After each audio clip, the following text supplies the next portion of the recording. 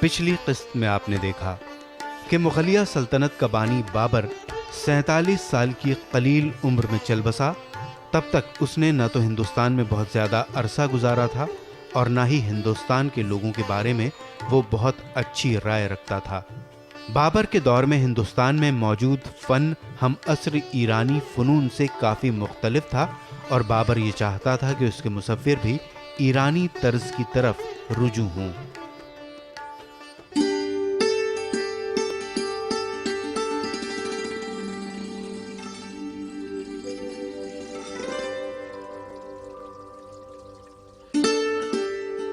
بحیثیت مغل حکمراں ہمایوں کے اندر تمام سماجی خصوصیات کی کمی تھی. 10 سال تک وہ ان کاموں کو کرتا رہا جسے اس کے والد نے شروع کیا تھا، لیکن سب بیکار ہو گئے. یہ سب اس کے بس سے باہر تھا اور وہ شکست کھاتا رہا، یہاں تک کہ اسے تخت چھوڑ کر بھاگنا پڑا. 1540 میں جب شیر شاہ نے اسے دلی کا تخت چھوڑنے پر مجبور کر دیا، تب سے لے کر 1555 تک وہ بے گھر بھٹکتا رہا اور صرف نام کا بادشاہ تھا.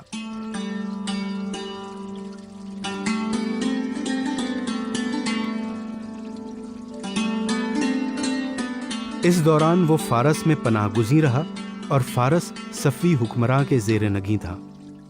اس کے خیالات و مقاصد بھی اتنے ہی حساس تھے جتنا وہ خود تھا، اور اس کا اظہار اس کے فن و ادب میں بھی ہوتا ہے.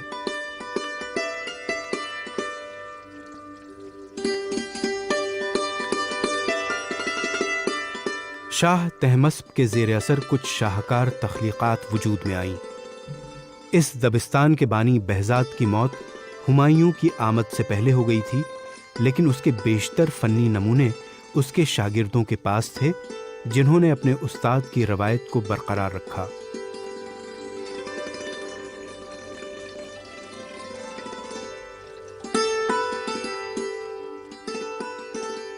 ہمایوں کے بیٹے اکبر کو بھی مصوری سے دلچسپی تھی اور مصوری کے موضوعات کو اس نے بھی سیکھا. مشہور فارسی کلاسیکی مصور امیر حمزہ سے ہمایوں نے میر سید علی کے لیے کہا کہ وہ فارسی اور ہندوستانی مصوری کو ہم آہنگ کریں تاکہ مغل اسکول کی مرکزیت قائم ہو سکے. ہمایوں اپنے اس شاہکار کو دیکھنے کے لیے زندہ نہیں رہ سکا اور دلی کے اپنے کھوئے ہوئے تاج کے واپس ہونے کے فوراً بعد اپنی لائبریری کے زینے پر ایک حادثے میں اپنی جان گنوا بیٹھا. حمزہ نامہ خاص اکبر کا پروڈکشن مانا جاتا ہے، اور اس کی خاص بات یہ ہے کہ ایک تو وہ اس کا جو فارمیٹ ہے، جو اس کا سائز ہے، وہ ذرا بڑا ہے. تو سوال یہ ہوتا ہے کہ ہم اس کو منیچر بھی مانیں گے کہ نہیں مانیں گے. دوسرا یہ تیسری چیز ہم جو سمجھتے ہیں وہ یہ ہے کہ اس کا جو میڈیم تھا سرفیس کا وہ بھی الگ تھا. وہ ایک basically it's like a canvas which is treated and then painted on. اور اس کا جو فنکشن تھا اس پینٹنگ کا وہ بڑا کلیئر تھا کہ اکبر جو تھے either he couldn't read or he didn't want to read or he wasn't interested in reading or he enjoyed other people reading. ان کو شاید اس میں زیادہ جسے کہنا چاہیے لطف آتا تھا یا ملتا تھا کہ دوسرے پڑھ کے ان کو سنائیں. تو یہ حمزہ نامہ ایک طرف تصویر ہوتی تھی اور پیچھے اس کے لکھا ہوتا تھا، اور کوئی جو ہے ان کے دربار میں کوئی پڑھتا تھا اسے اور وہ تصویر دیکھتے تھے. تو اب آپ اس کو جیسے ہمارا آج پاور پوائنٹ پریزنٹیشن ہوگا، وہ مینول پاور پوائنٹ پریزنٹیشن کی طرح جو ہے وہ I mean we are told that it was used. That is why its size was big, it could be seen.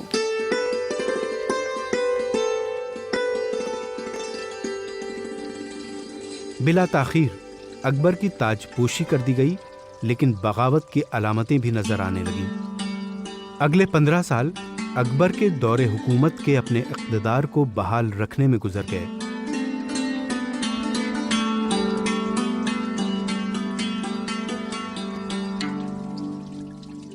فوجی و سیاسی سرگرمیوں سے پر اس وقفے کے دوران مصوری اور ہمایوں کے ذریعے جمع کی گئی فنکاروں کی جماعت صرف اپنی حد تک سمٹ کر رہ گئی۔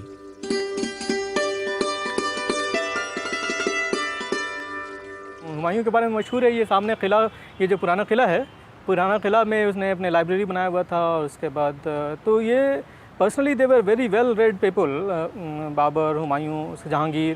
اکبر کے بارے میں کہتے ہیں کہ اکبر جاہل تھا، یہ صحیح نہیں ہے، اکبر بھی پڑھا لکھا آدمی تھا۔ شاید اس کو یہ تھا کہ اس کو بڑے بڑے قابل لوگ اس کو آ کے بریف کر رہے ہوتے ہیں، جیسے ابھی ہمارے پاس ہمارے جو ماڈرن ڈے پولیٹیشین ہیں ان کے پاس پڑھنے کا ٹائم نہیں ہے تو ان کو ان کے سیکریٹری بریف کرتے ہیں۔ اسی طرح سے شاید ہوگا اکبر کا بھی زمانہ کہ وہ ابوالفضل ان کو بریف کرے گا کہ یہ ہو رہا ہے، یا پھر کوئی ڈسکشن ہوگا، وہاں کتابیں پڑھ کے سنائی جائیں گی۔ وہ جاہل تھا، ایسا کہنا درست نہیں ہے۔ تو یہ مغل بڑے پڑھے لکھے لوگ تھے، ان کا اپنا کنٹریبیوشن ہے، نہ صرف بابر نے اپنی آٹو بایوگرافی لکھی اور جہانگیر نے بھی لکھی، اور بعد میں 17th سینچری میں، لیٹ 17th سینچری میں، ارلی 18th سینچری میں مغل پرنسز نے بہت ہی لٹریری کنٹریبیوشنس دیکھنے کو ملتے ہیں۔ پوئٹری کے فیلڈ میں ٹریولاگس لکھ رہے ہیں، اور patronage to literary culture, patronage to paintings, patronage to all those high literary activities, cultural activities, وہ سب دیکھنے کو ملتے ہیں۔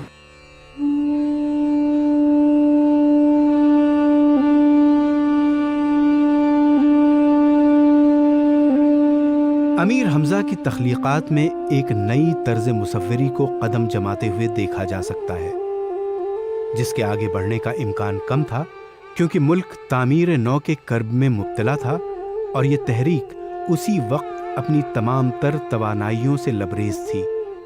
ایک طرف مغلیہ دربار سے وابستہ فارسی مصوروں کی ایک چھوٹی سی جماعت بہزاد کی قائم کردہ روایت پر مشق کر رہی تھی، مگر ہندوستانی دستکاروں اور صناعوں کے ہاں کوئی اچھی چیز وہ دیکھتے تو اسے اپنے استعمال میں لانے سے چوکتے نہیں تھے۔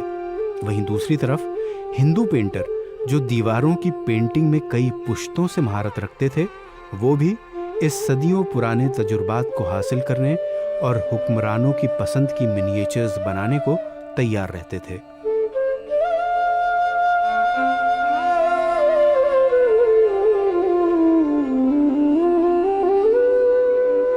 اکبر نے وہ سب دیکھا جسے بابر اور ہمایوں دونوں نہ دیکھ سکے۔ رعایا کے تئیں اس کا نظریہ اپنے اجداد سے بالکل جدا تھا۔ اکبر نے ہندوستانی عوام میں اپنی تہذیب، آرزوؤں اور خیالات کے تئیں موروثی صلاحیت کو دیکھا۔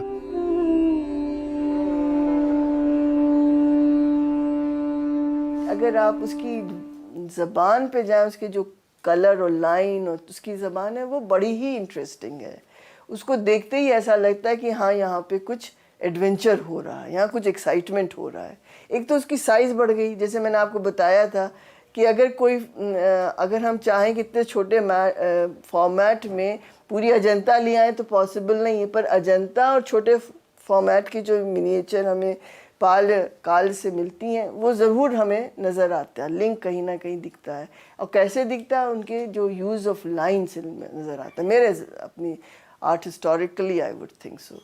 اینڈ جو اسی طریقے سے ہم دیکھیں گے حمزہ نامہ میں جو ایک چہل پہل جس طریقے کی ہمیں دکھتی، وہ بھی اسی لیے کہ اس کا سائز ذرا جو ہے کسی بہت حد تک بڑھا ہوا ہے، اور اس وجہ سے آرٹسٹ کو تھوڑی سی اسپیس کی فریڈم ہے کہ وہ دکھا سکے، تھوڑا والیوم بڑھا سکے، تھوڑا اس میں کمپلیکسٹیز پیدا کر سکے کہ گھر کے اندر بھی ہو رہا ہے، گھر کے باہر بھی کیا ایکسائٹمنٹ ہو رہا ہے، کون یہاں سے جھانک رہا ہے، کون وہاں سے گر رہا ہے، کون کس کا سر کٹ کے اوپر سے۔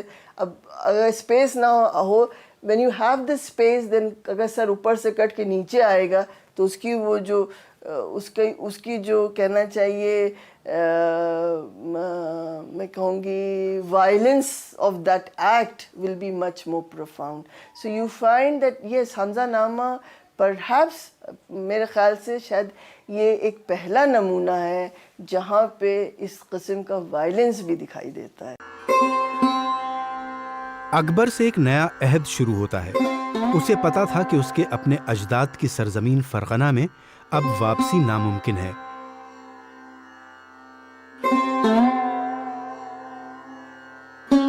اس لیے اسے اسی سرزمین ہندوستان میں اپنی قسمت آزمانی ہے۔ اس نے انتظامی اصول بنائے جن کی بنیادیں تھیں کہ جہاں تک ممکن ہو سکے اپنے ملک کے قدرتی وسائل اور یہاں کے لوگوں کے وطنی نظم و ضبط کا استعمال کیا جائے، اور جو عناصر وہ فارس سے لایا تھا اس سے لوگوں کی کمی پوری کی جائے۔ یہ قانونی نظریہ یہاں کے لوگوں کی ادبی، فنی اور صنعتی سرگرمیوں میں نافذ کیا گیا۔ اکبر کیونکہ ہمیں معلوم ہے کہ وہ بھی ایک بہت ہی آرٹسٹ، مطلب شاشک ایسے تھے کہ جو ایک طرف دیکھنے میں یقین نہیں رکھتے تھے، بلکہ وہ انکلوسیو جسے ہم انگریزی میں کہتے ہیں اس قسم کا ایک سنستھا اور سانسکرتی پیدا کرنا چاہتے تھے۔ ان کو لگتا تھا کہ یہ کیا جا سکتا ہے یہاں پہ، تو انہوں نے اس کی کوشش بھی کی، اور اس کوشش میں انہوں نے کبھی کسی کی طرف سے اپنے ذہن کو بند نہیں کیا بلکہ کھلا رکھا۔ تو اب وہ آ رہے ہیں، تو ان کو بہت ہی باعزت، جیسے کہ ہر دربار کا رسم ہوتی ہے، اور اس کو انہوں نے ان کی کتابیں دیکھی۔ اب ان کی کتابیں وہ جو لائن، جیسے مثلا ان کی بڑی فیمس پالیگلوت بائبل ہے جو کہ پلانٹن میں چھپی ہے، وہ کئی زبانوں میں ہے، ملٹیپل زبان میں ہے، اس میں انگریونگز ہیں۔ وہ انگریونگز بیسکلی ہمیں ریئلزم کی طرف لے جاتی ہیں، اس کی طرف لے جاتی ہیں جو یورپین رینیسانس میں پیدا ہوا تھا۔ تو وہ انگریونگ کے نمونے جو ہیں وہ ہمارے مغل دربار تک پہنچ رہے تھے، اور اکبر کیونکہ ایک بہت ہی ذہین شاشک تھے اور ایک بہت ہنرمند، اور جنہیں انٹرسٹ تھا ہنر میں، تو وہ ان سب چیزوں پہ بڑے سے بہت سچیت رہتے تھے۔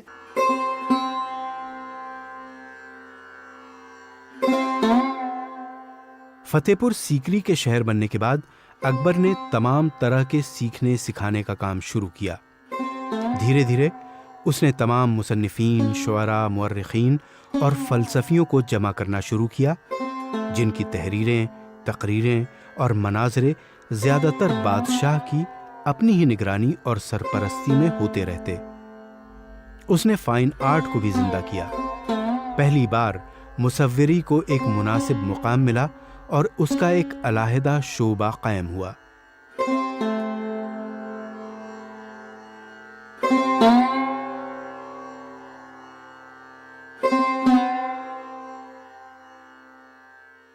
تاریخ پہلی بار رقم ہوئی کہ شاہی خون نے بھی، یعنی باپ اور بیٹے دونوں نے فی الحقیقت برش پکڑنے کی مشق کی۔ یہ سرپرستی کافی بارآور ثابت ہوئی کیونکہ اکبر اور اس کے والد تصویروں کے بنانے میں خود بھی زیادہ دلچسپی رکھتے تھے۔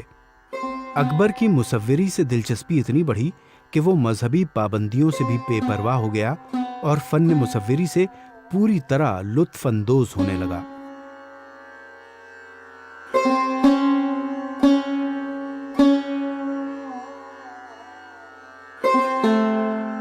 71 تک آتے آتے 72 تک آتے آتے اکبر نے اپنے آپ کو کنسولیڈیٹ کر لیا پورے ہندوستان میں۔ پھر اس نے پوری اٹینشن اپنے اسٹوڈیو میں، اپنے کتاب خانے میں، تصویر خانے میں لگائی، کیونکہ اس کو تصویر خانہ کہتے ہیں، اور کتاب خانہ جو اس کی لائبریری تھی، قریب 35,000 40,000 کتابیں اس کی اس میں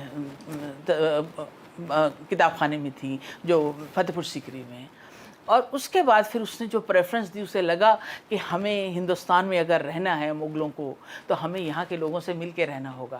تو اس نے 2 امپورٹنٹ جو ہمارے ایپکس ہیں، رامائن اور مہا بھارت، ان کو السٹریٹ کرایا۔ رامائن کو تو رامائن ہی کہتے ہیں، پر مہا بھارت کو رزم نامہ کہتے ہیں اردو میں یا پرشین میں کہتے ہیں۔ تو وہ السٹریٹڈ ہوا، اور اس میں عبد الرحیم خان خانہ کا بہت وہ رہا، کیونکہ عبد الرحیم خان خانہ نے ہی رامائن کو اور مہا بھارت کو پرشین میں ٹرانسلیشن کیا ہے۔ دین 1560 ٹو 1580 کا جو پیریڈ ہے بہت ہی انٹرسٹنگ پیریڈ ہے۔ اسی وقت پولیٹیکل اسٹرگل بہت زبردست ہو رہا ہے۔ وہاں گجرات کا کانکیسٹ ہوتا ہے، بنگال کا کانکیسٹ ہوتا ہے اس پیریڈ میں۔ اس کے بعد پھر ادھر اکبر کا ایک اسٹیپ بردر ہے مرزا محمد حاکم، اس کے ساتھ اسٹرگل ہے، بٹ ایک ایک کر اکبر نے سب کو ختم کر دیا۔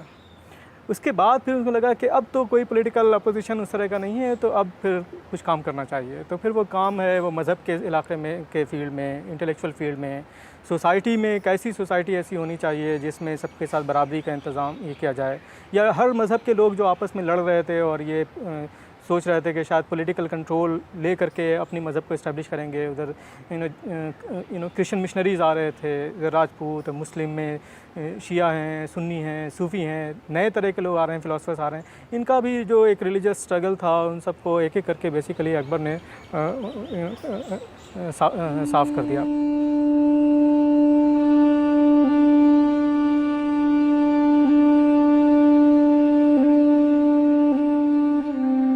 अकबर ने बड़ी तादाद में मुसव्विरों को मुलाजमत अता की और नई तामीर शुदा दारुस्सल्तनत में उनके काम के मुताबिक उन्हें एक बड़े से कारखाने में ठहराया। 2 उस्ताद मुसव्विर फारस के अब्दुस्समद और मीर सैयद अली थे, लेकिन बाकी सारे तकरीबन हिंदू थे। हिंदुस्तानी मुसव्विरों का ज़्यादा इस्तेमाल किताबों की मुसव्विरी और खाके बनाने के लिए था, और यही इस शोबे के पिक्टोरियल सेक्शन की खुसूसियत थी। इसके अलावा एक डेकोरेटिव सेक्शन भी था जिसमें ऑर्नामेंटल आर्टिस्ट और लाइन ड्रॉवर्स वगैरह थे, जिनकी दस्तकारियां मुगल मिनिएचर की तख्लीक कर रही थी।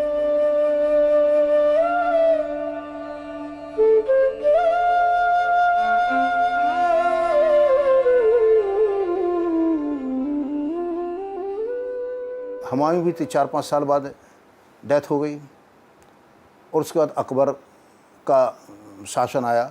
अकबर ने उन दोनों आर्टिस्ट को, अब्दुल समद और एक और मैं नाम भूल रहा हूँ, 2 आर्टिस्ट थे, इन 2 आर्टिस्ट से, और फिर भारत हिंदुस्तान में जो आर्टिस्ट थे उनको जुटाया, और विदिन 2-3 ईयर्स, 2 या 3 साल के भीतर अकबर के अपने जो स्टूडियो था, कोर्ट स्टूडियो था, उसमें करीब 100 के आसपास आर्टिस्ट थे।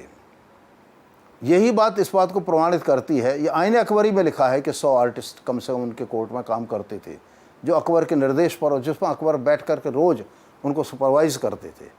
एक दिन, हर दिन अकबर जा कर के अपने उसको देखते थे कि क्या काम हो रहा, क्या नहीं हो रहा। और तमाम किताबें, क्योंकि अकबर शायद पढ़े लिखे खुद थे नहीं, तो उनको विजुअल इलस्ट्रेशंस चाहिए थे ग्रंथों के। ग्रंथ वैसे नहीं पढ़ सकते, तो ग्रंथ को समझना चाहते थे। एक टेक्निकल सेक्शन भी था जो मुसव्विरों की ज़रूरियात की निगहबानी करता था और उन चीज़ों को सही कीमत पर हासिल करता था। फनकार दीवारों पर मामूली रंगों से बड़ी बड़ी मंजर निकारी नहीं करते थे, जिन्हें ज़्यादा वक्त गुजर जाने या मौसम की वजह से ख़राब हो जाने का ख़तरा रहता।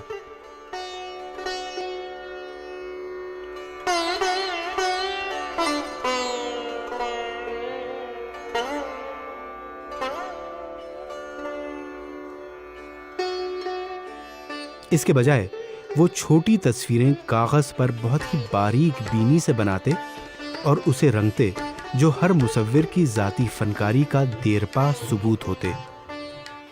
मखसूस किस्म के कागज़ और रंग की ज़रूरत होती, मुख्तलिफ़ तरह के ब्रश तैयार किए जाते और दीगर चीज़ें भी हासिल की जाती जिनकी इस नई तकनीक को ज़रूरत होती।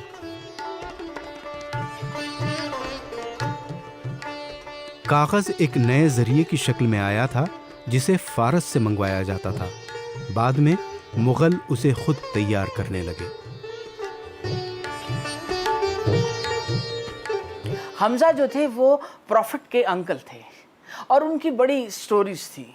जिस तरह अपने यहाँ बहुत हीरोज़ की स्टोरीज़ होती हैं, ऐसी हमज़ा की बहुत स्टोरीज़ हैं, तो उसको हमज़ा नामा कहते हैं। तो उस हमज़ा नामा को उसने इलस्ट्रेट करवाया, मगर उस वक्त पेपर नहीं यूज़ किया उसने जो इंडिया में टेक्निक चल रही थी क्लॉथ पे, तो सारा हमज़ा नामा बड़े साइज़ में क्लॉथ पे बनाया, क्लॉथ पे पेपर लगा के। फिर अकबर ने जो एक और इम्पॉर्टेंट काम किया, उसने सियालकोट में पेपर की फैक्ट्री लगाई, हैंडमेड पेपर की फैक्ट्री, जहाँ से शुरुआत हुई, और उसके बाद पूरे हिंदुस्तान में जगह जगह फिर हुआ। बाद में सेंट्रल इंडिया में छतरपुर में छतरपुरी पेपर था, जिसको बुंदेलाज ने पैटर्नेज दिया और उन्होंने अपना बनाया। जहाँ जहाँ राजाओं को लगा कि ये पेंटिंग एक ऐसा आर्ट है जिसमें हम अपने आप को इन्वॉल्व कर सकते हैं, जिसमें हम अपने इष्ट को भी देख सकते हैं, हम शिव को भी देख सकते हैं, हम दुर्गा को भी देख सकते हैं, और ख़ुद को भी देख सकते हैं, जो उनकी पोर्ट्रेट्स हैं या उनका दरबार सीन है। तो सब ने कोशिश की कि वो अपना अपना एक छोटा छोटा कारखाने, जैसे अब कभी आप जयपुर जाएं तो देखिए कितना हैंडमेड पेपर जयपुर में बनाया जाता है, तो वो सब उन राजाओं की पहले की पैटर्नेज थी जो अब हम देख रहे हैं।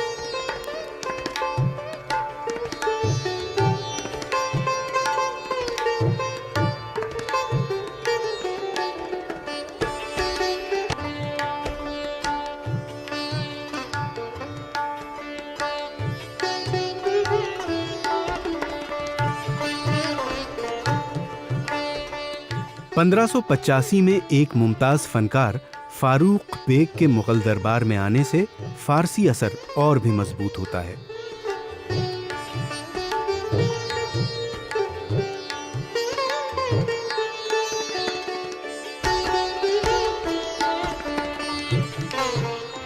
फारूक बेग अपने साथ एक ऐसा तर्ज मुसव्विरी लाए जो न सिर्फ ये कि मंगोल और चीन की याद दिलाता है, बल्कि एक अलग इनफरादियत भी कायम करता है।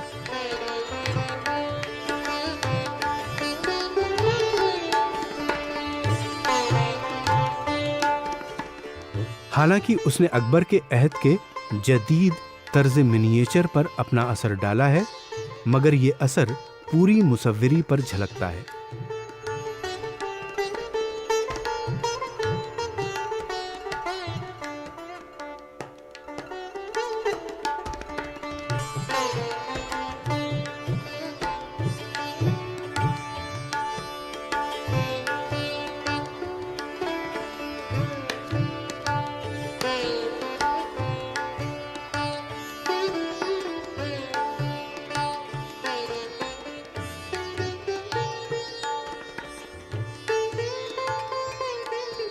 उस जमाने में एक दूसरे मुसव्विर आका रज़ा शहजादा सलीम के तहत मुलाजमत हासिल करते हैं, जिनके बेटे अबुल हसन अहद जहांगीर के नुमाइंदा फनकार थे।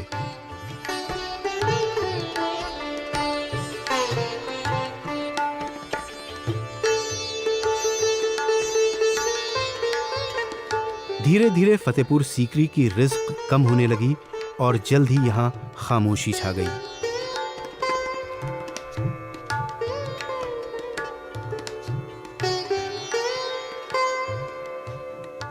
अकबर ने अपने अहद के बाकी 20 सालों के लिए अपना मरकज़ लाहौर में बना लिया। कुछ फनकार तो उनके साथ दरबार में रहे, लेकिन बेशतर आगरा मुंतकिल हो गए और वहीं शहर के किले में अपनी तख्लीक़ात ले गए। उन फनकारों को महल की दीवारों को सजाने के लिए रखा गया।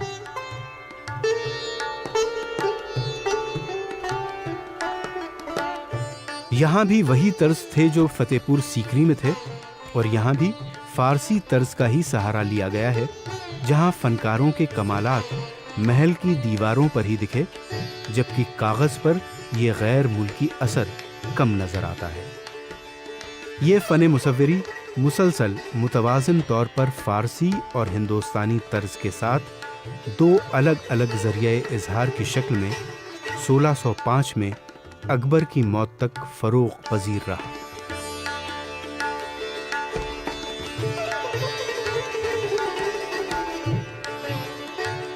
आज की क़िस्त में आपने देखा कि हुमायूं ने फ़ारसी और हिंदुस्तानी मुसव्विरों को हमाहंग करके मुग़ल स्कूल कायम करने की पहल की, लेकिन उसे देखने के लिए ज़िंदा न रहा। अकबर के दौर में इस तर्ज मुसव्विरी को फ़रोग़ मिला। उसने फ़ारस के अब्दुस्समद और मीर सैयद अली जैसे उस्तादों के अलावा बड़ी तादाद में हिंदू मुसव्विरों को मुलाजमत दी।